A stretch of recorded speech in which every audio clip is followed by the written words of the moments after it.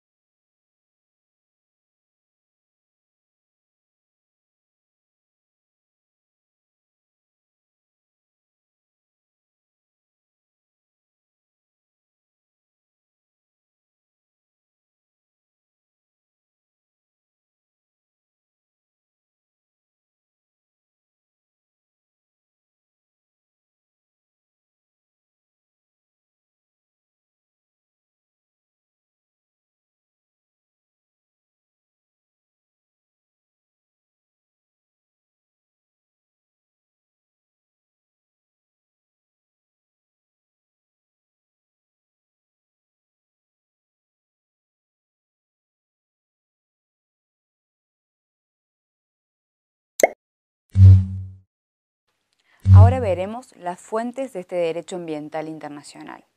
La pregunta que podemos plantearnos es ¿de dónde surge este derecho o a través de qué medios se expresa?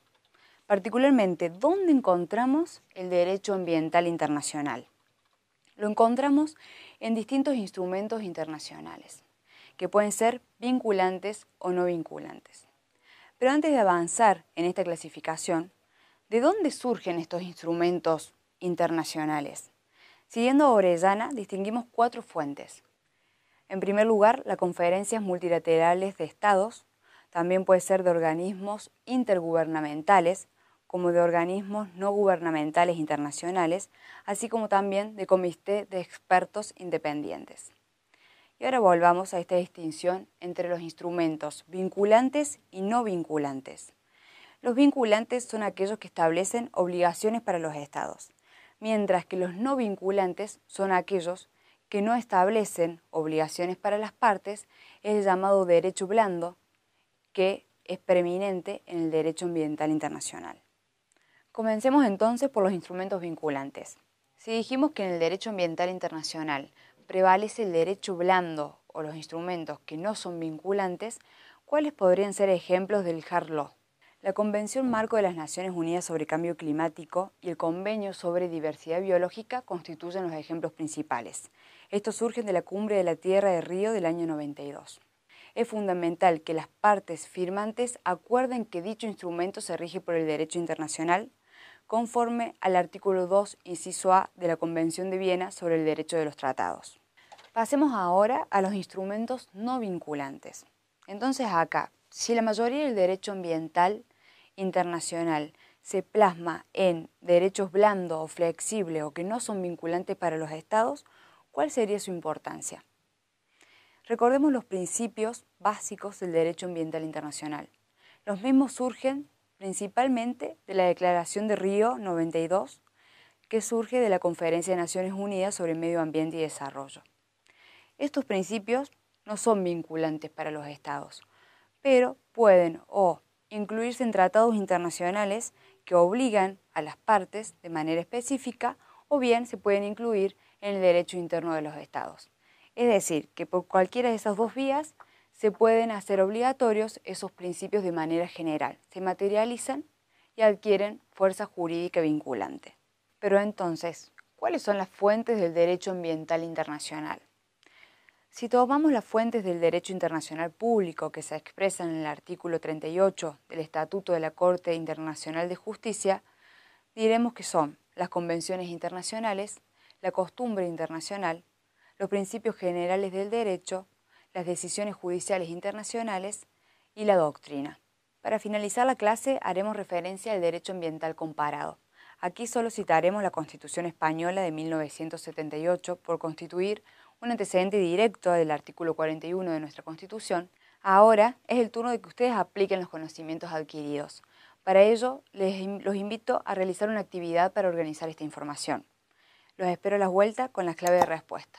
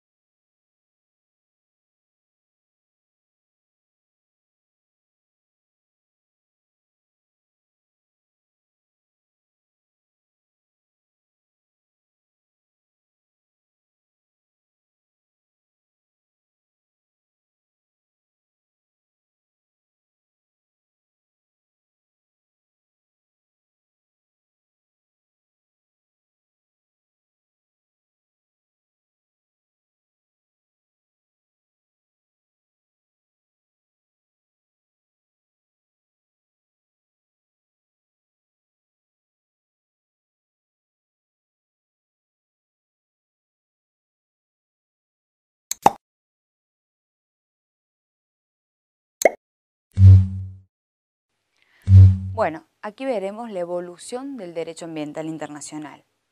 A ver, ¿de dónde deben haber surgido esos instrumentos internacionales? ¿Cómo han evolucionado en el tiempo? Para organizar la información, distinguiremos 4 etapas. La primera, desde el siglo XIX hasta la creación de la ONU en 1945.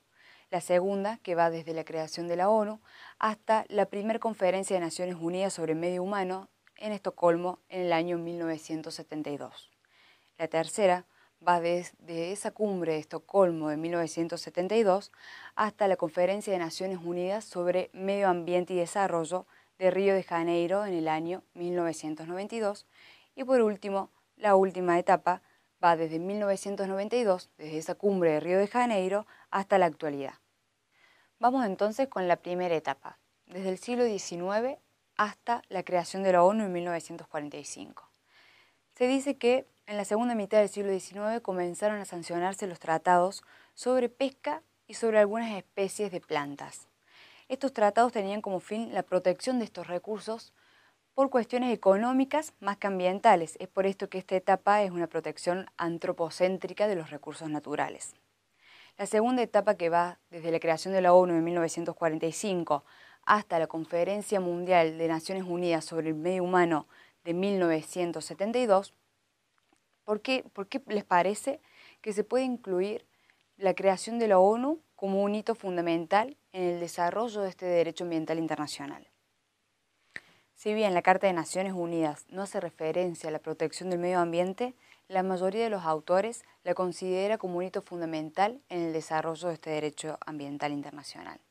Dentro de esta etapa podemos destacar en 1962 la publicación del libro La Primavera Silenciosa de Rachel Carson, en 1967 el desastre ambiental en la costa de Inglaterra por el encallamiento del superpetrolero y por último en 1972 la Conferencia Mundial de Naciones Unidas sobre Medio Humano en Estocolmo.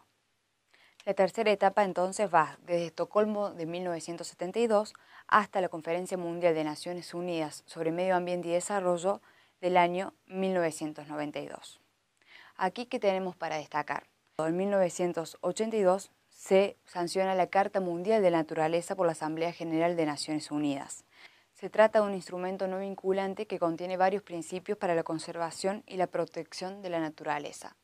Por último, en 1987 se publica el informe Nuestro Futuro Común, también conocido como Informe Brundtland de la Comisión Mundial de Medio Ambiente y Desarrollo. Por último, la etapa cuarta es desde la Convención de Río hasta la actualidad. Como principales resultados de esta Conferencia de Naciones Unidas sobre Medio Ambiente y Desarrollo, llevada a cabo en 1992 en Río de Janeiro, destacamos la Declaración de Río 92, de donde surgen los principales principios del derecho ambiental internacional, como así también el Programa 21 y las Convenciones Marco de Naciones Unidas sobre el Cambio Climático y la Biodiversidad. En el año 2002 se llevó a cabo la Conferencia Mundial de Naciones Unidas sobre Desarrollo Sostenible en Johannesburgo, Sudáfrica, mientras que en el 2012 se llevó a cabo la última cumbre de la Tierra en Río de Janeiro, conocida como Río +20. A continuación los invito a realizar una actividad para ubicar los conceptos vistos en la historia. Éxitos.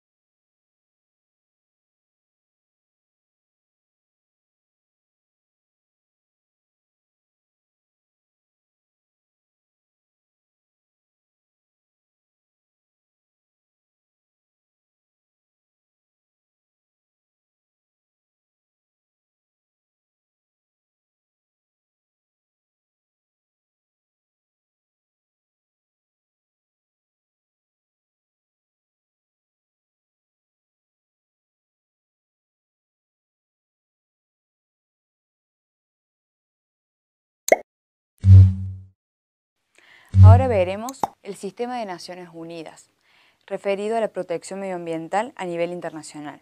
¿Cómo lo haremos? Repasando las principales conferencias a nivel mundial. Veremos el cuándo, el dónde y los principales resultados de cada una de ellas. Comencemos por la Conferencia de Naciones Unidas sobre el Medio Humano.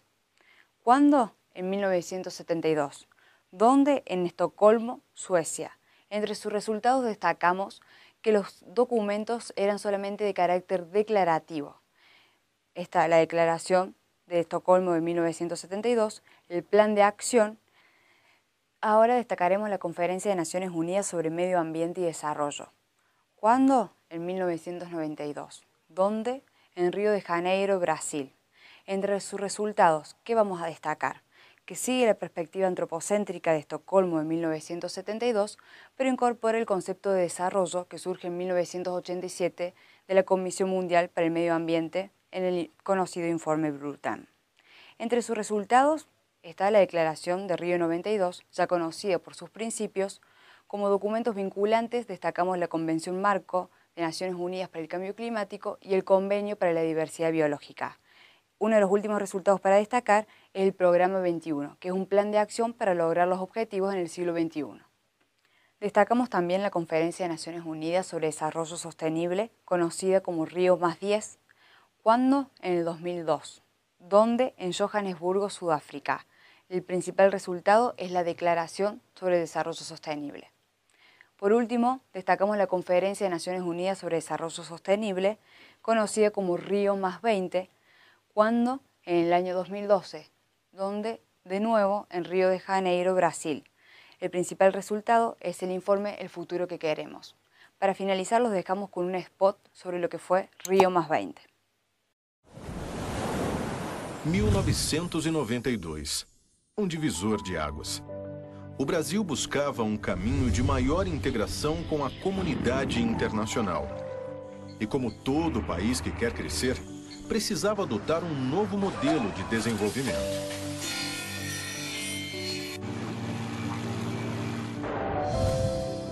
A Conferência Rio 92 trouxe a resposta num diálogo aberto com as vozes mais atuantes do planeta.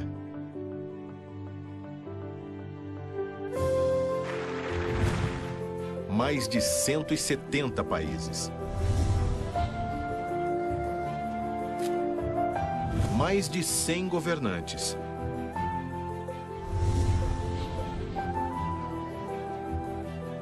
...10.000 jornalistas.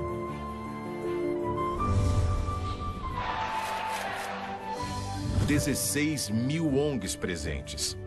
Muitas tribos, uma só esperança. E esses povos e nações, unidos por um ideal, decidiram que dali por diante, desenvolvimento e meio ambiente tinham de ser conciliados. Foi na Rio 92 que brotou esse novo entendimento do mundo. E aqui no Brasil, o desenvolvimento sustentável virou compromisso e frutificou. 70% do país tem cobertura vegetal nativa. 246 milhões de hectares de áreas de conservação e reservas indígenas. Produtividade. A agricultura familiar responde por 70% da alimentação dos brasileiros. Liderança em biocombustíveis. Matriz energética hídrica, a mais limpa do planeta. Engajamento na Agenda 21 e enfrentamento da mudança do clima. Uma lei ambiental rigorosa e abrangente. Fundo Amazônia. Sustentabilidade da floresta. A economia da inclusão. Mais de 28 milhões de pessoas fora da pobreza. 20 anos depois, o Rio recebe outra vez as muitas tribos da esperança. Um novo encontro mundial abre o caminho das próximas décadas. Discute novas ideias para reforçar os 3 pilares do desenvolvimento sustentável: ambiental, social e econômico. O Brasil reafirma seu compromisso de promover desenvolvimento sustentável com inclusão social, trazendo soluções para compartilhar. Que seja bem-vinda a Rio+20. Compromisso com o presente, diálogo com o futuro.